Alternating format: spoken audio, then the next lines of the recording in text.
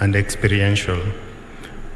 So, the mandate of Kenya Tourism Board is actually to develop, implement and coordinate a national tourism marketing strategy for Kenya. We coordinate because we cannot deliver on our own. We have to work with partners, for which Mr. Koigwa is one of them, and we really work collaboratively together with counties and where products resides, as well as the people who provide services in various areas and touch points where our visitors go.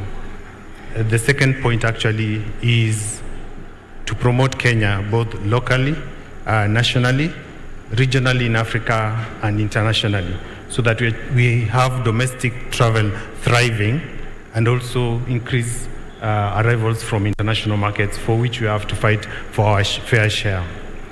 The third is actually to determine the needs and insights and trends and advise our private sector of the same, so that investors like yourselves and potential investors and those who are already in existence can expand the scope of tourism investment for us, ask Kenya to be competitive and to play our role at a higher level, given that tourism is a really important part of the national economy, right from Vision 2030, placing tourism as the first and subsequently triggering the growth in other sectors.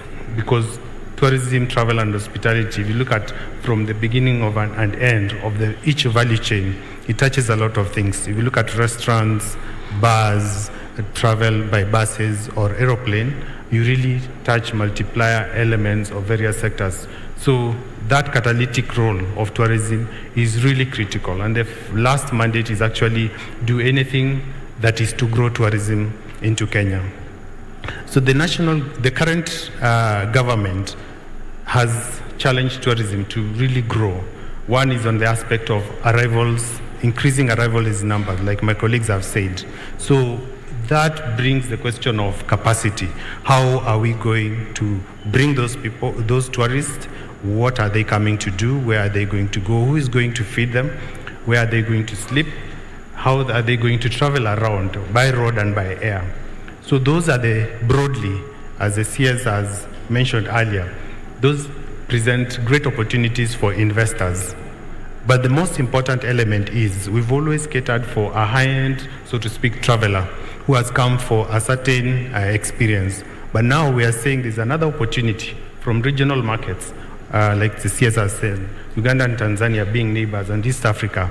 How can we now improve their visitation into Kenya, and for what reasons? Number two is